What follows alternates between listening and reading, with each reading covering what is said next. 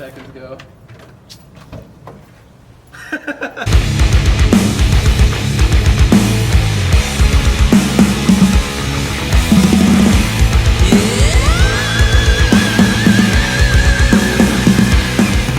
So when I was younger, I was fortunate enough to be able to see Black Sabbath on their The End tour, and seeing Geezer Butler play Children of the Grave in person was a very influential moment in my life, and it was actually one of the reasons that I wanted to play bass guitar to begin with.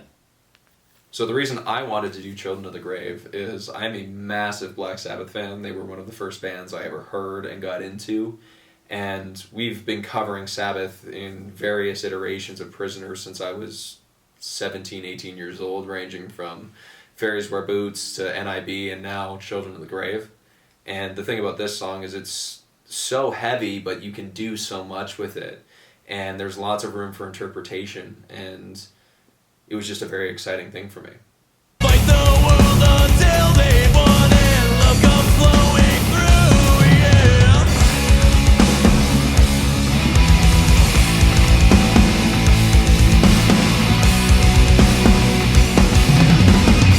So yeah, I wasn't really familiar with this song myself. It was probably one of the first times I'd heard the song that I can recall, because I don't really recall hearing it before in the past.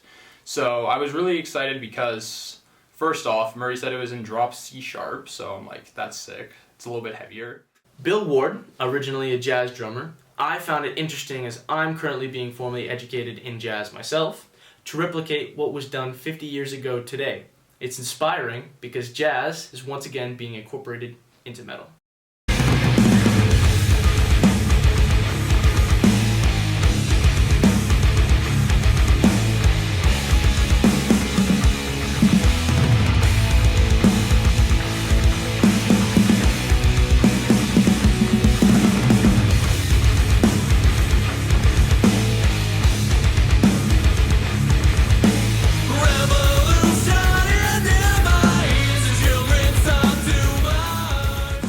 So recording drums, so we did things, I guess, a little bit traditional, just with some slight modern elements as well to the drum sound.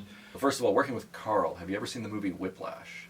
That's basically what it was like for Carl, so sorry Carl, but no, I'm kidding. How does it feel to be drumming? It feels fucking great.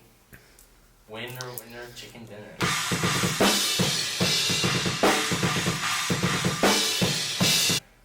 So, is this your first time recording? This is my first time recording. What you doing, Carl? I'm tuning the snare Why? because we're going to use it on one of our songs.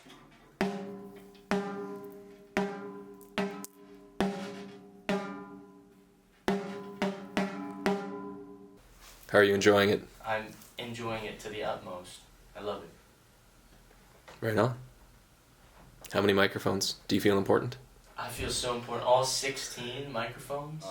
No, working with Carl, he's a really good fucking drummer for his age and everything like that. He's got it down pat. He knows what he's doing behind the kit and everything like that. So it was just a matter of just more or less focusing him on the task at hand and just making sure that he's doing the things. And this also wraps in with what I'm going to talk about with the production side of things as well. But just kind of just doing, giving the performance that is necessary for songs and the production of songs that are like this in this kind of genre and everything. So it's It was recorded more like a metal record, like how you'd record drums for a metal album. There's a 47 FET on the kick. We used a Pressure Zone mic on the inside of the drum for the snap and the attack. On the snare drum, there was my favorite mic, that's the Bear Dynamic M201. We used a 545 on the bottom. Toms were all 421s, classic Tom microphone. The bleed sucks, but you just learn how to work with it. Overheads, we used AKG 414s, the brass face ones. And yeah, just some cool stuff on room mics, a couple of 47s, a few custom microphones that I've had made by a company called Stam Audio.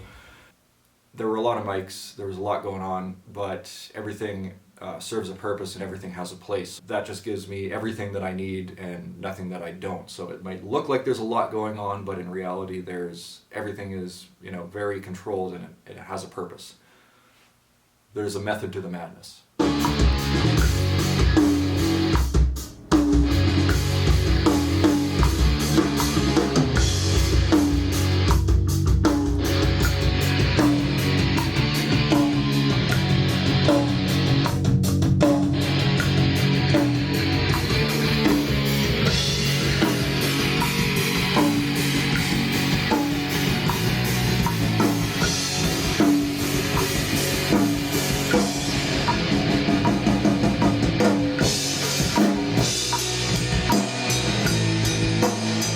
Yeah, it was just about, approaching it kind of the way I've been approaching recording drums for years, in the sense of just getting it to the point where the artist is comfortable enough to be kind of in their own skin behind the kit in that room by themselves with a whole bunch of microphones pointed at them.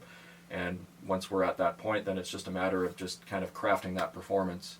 But I mean, in that sense, I was just going for like the proper dynamics, the proper articulation on the kit and everything like that. And I think Carl definitely delivered. He did his shit, and it was good. I conceptualized the song when I first listened to it. I had never heard the song before. I know, sacrilege, but Murray was playing a guitar for me. Trevor on the bass, putting the rhythm away. I heard the rhythm. I mirrored it in my double bass, and I kept along with the bass, and I built the groove from there, specifically around the groove center of the crash, which I thought just gave the song the open feel I thought the guitars were searching for. And then the form fell into place from there. I put the hi-hats as the groove center for the verses. I did a tom groove with snare rolls for the bridge.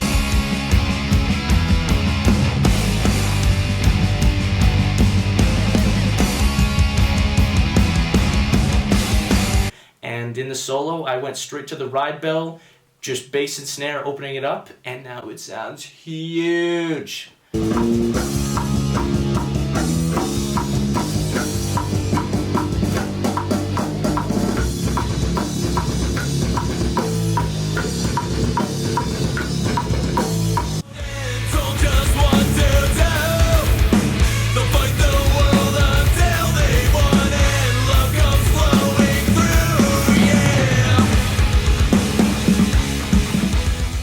So for my bass tone on this particular track, I wanted to go for something kind of modern. So I was using very modern gear. I was using an Ibanez EHB 1506, which is a 6-string headless bass.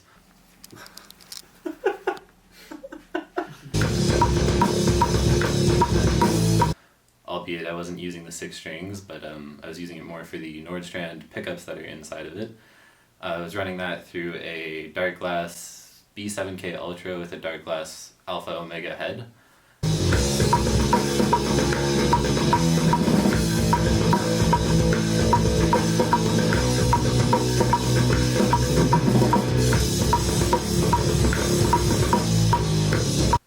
So after we recorded drums, the band made the executive decision that they were going to record guitars and bass the very next day.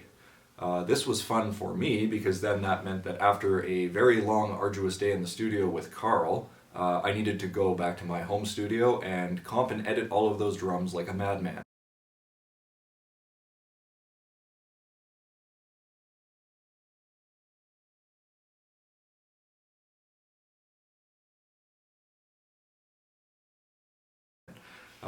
The band will never do that again. But regardless, it was an okay process because Carl is a good drummer, so it was fine. That being said, so the very next day they did guitars. And in regards to bass, Trevor and I had very much talked about what he wanted to do with his tone and with the gear that he had, and both of us are huge fans of Darkglass, and we wanted to try to see if we could create like this massive sound that fit in the low end and brought this thing forward to really accentuate the way Carl played the drums, but also be punchy enough to compete with the guitars and make the mix sound absolutely massive. And it took a lot of tweaking, but I found that in certain sections of the song, we were turning his distortion on and off and his compression on and off to create dynamics within the recording naturally, instead of trying to rely on post-production to do that. Like going for any sort of like tone in particular, I was kind of trying to make it a sound that I could call my own, something that I could kind of identify with. So I wasn't necessarily having one particular tone in mind, just something that I thought sounded cool.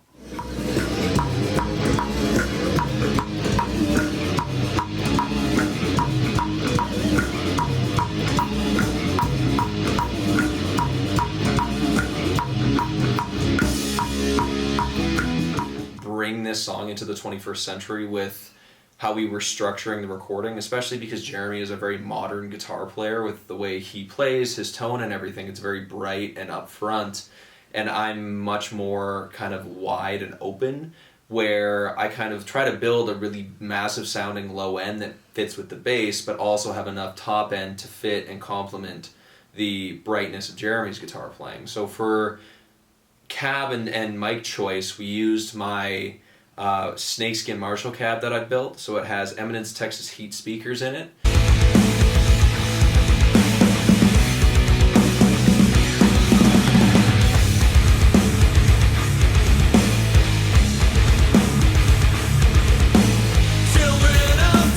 And what those are and what they do is they're mid-range based speakers, so I can keep the mid-range down on any of the heads that I use so that it doesn't roll off my top end and muddy my low end, so I can still get that bright, massive, crunching sound, but the mid-range is being produced by the speakers themselves rather than the guitar or the amplifier itself. And then for microphones, we ran everything through a vintage 545 microphone, which is the precursor to the SM57, and a 421, which I found to be a great complement to each other. When it came to guitar tones and sounds I was getting and stuff like that, just in terms of deliverables to me to mix, there were no DIs, so it was all garbage. No, I'm kidding. There were no DI tracks because I know that they have a vision and they have a purpose behind what they are doing with their tones and their sounds. So what I got from them was their fully amped tones, properly recorded with good mics in a nice controlled amp booth, if you will. So all of the guitar sounds, I mean, they are on the record what they kind of sounded like when I got them.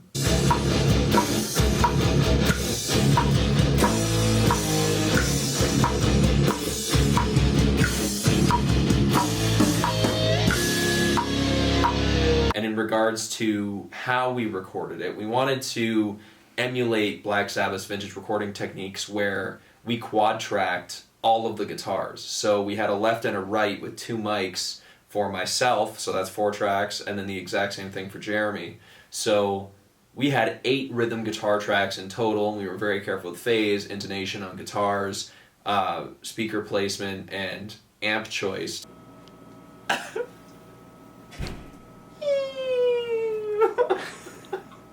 I was really excited to start recording a song because it's basically my first song I've like contributed towards like the whole song for guitars in terms of guitars, and yeah, I was really excited to kind of experiment around with some ideas. Like pinch harmonics are a really big part of my playing.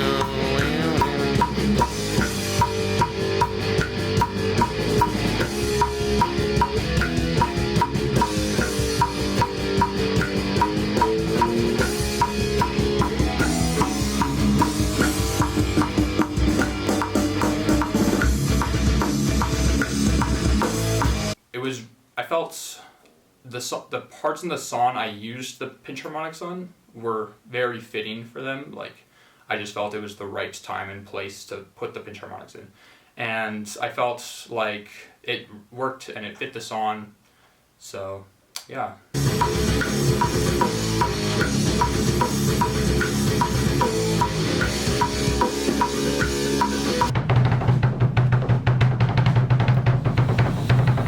We're recording guitar and bass. Drums are done.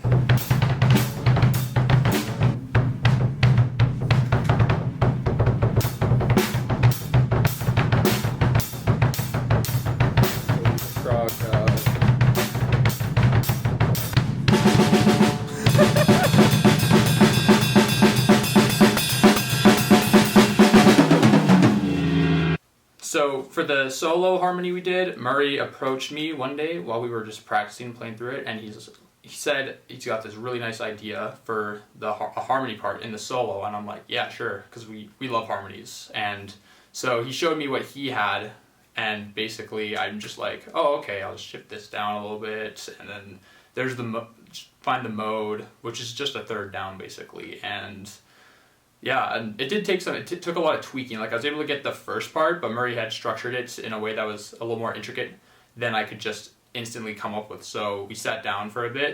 He sent me some videos. I just formed the harmony from there, from the videos he gave me, and yeah, then we went to practice one day and we showed it to the band, and they did. Everyone was very surprised with it and impressed, and we're like, yes, this is sick. This is awesome.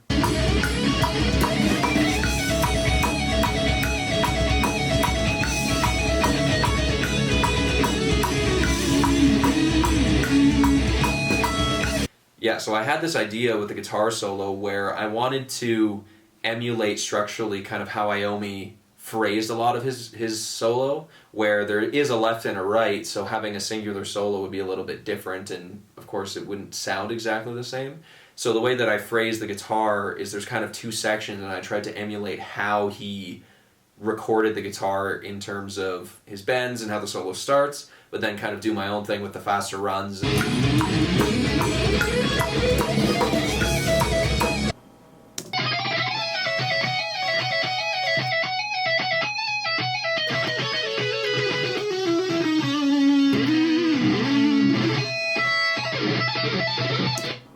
Go completely out of focus like this, and then back in, and then out of focus. I would never try and script something for Prisoner.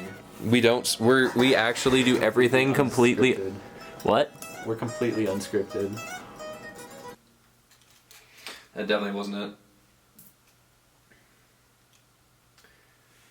But yeah, I just gotta try to match the pitch of the guitar to introduce the vocals earlier.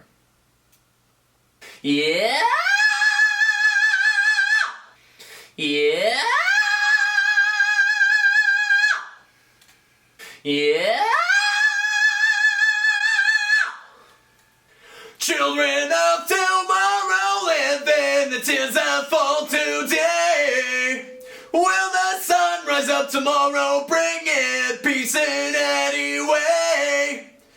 So vocally, we tried to keep it as traditional as possible, where we tried to emulate Ozzy's structure of doubling the vocals, creating a center double left and a right to layer my voice in a way that makes sense. Must the world live in the shadow of atomic fear? Can they win the fight for peace, or will they disappear? Yeah! As well as reamping my voice through a Leslie. So you have a rotating speaker, and it does that chorus effect, but in a very vintage, original way, using the room sound as well as the hallway and creating natural reverbs that way, instead of trying to do everything in the box.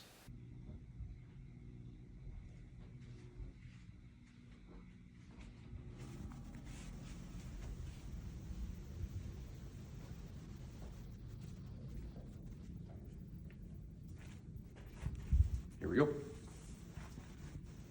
Children of tomorrow live in the tears that fall today.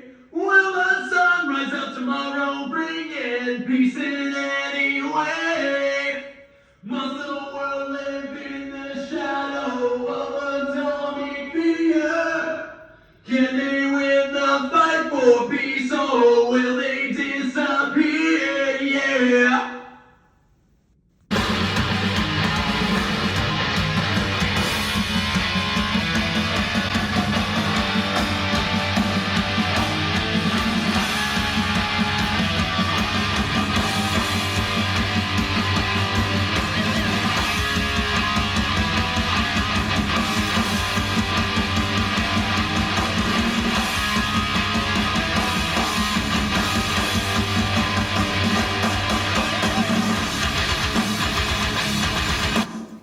Murray to the power of 6.5. Now that's a smell. The decisions I'm making are always decisions that are going to reflect directly on what the band's vision is for their record. And as an engineer, I feel it is my job to understand that vision and act within it or act on it in order to make that happen.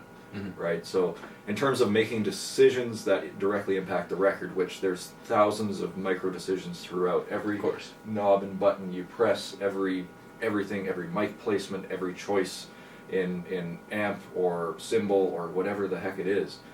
At the end of the day, all of that just it all comes to this big conclusion of like, this is the sound and whether or not the band is happier with it or not, right? So production wise, in terms of mixing, we recorded all of our own guitars and bass, and for me, having the creative freedom to kind of dictate how the production was done really dictated how I wanted the guitars to sound going into the mix stage with Cody. And I did all the subtractive EQ and all of the stuff that I wanted to do to the guitars before I sent them to him. One, to not only make his life a little bit easier, but to really give him an idea of what we were going for. And I think the way that the guitars sat in the mix, where we really tried to make something huge and wide, but also fill in the low end. I think it's kind of a very modern approach to the song by making the drums kind of very forward, but the low end in it is just huge, and it really fills out the sound, so I think it sounds really good. So in the mixing, I kind of just let Cody do his thing, because for me, being a mix engineer, of course I have my own opinions and ways of doing things, but having a third party come in and just allow me to be the band guy in that process, I think is way more important, because having an outside set of ears and somebody that you trust to make your music sound as good as it possibly can is very important. Where I needed to have the most natural, real sounding drum sound, because I mean, you listen to those old Sabbath records and like, those drums are in a room that just kind of sounds shit, and it's so real and it's so raw, right? And the drums are tuned well and they're recorded well for the time period and everything. Absolutely. But it's just taking that sound and just bringing it into the current century, and giving it just that kind of thing without like making it sound overly digital or overly analog in any one way or the other, but just again, it just comes down to mic placements and tuning and just good capture.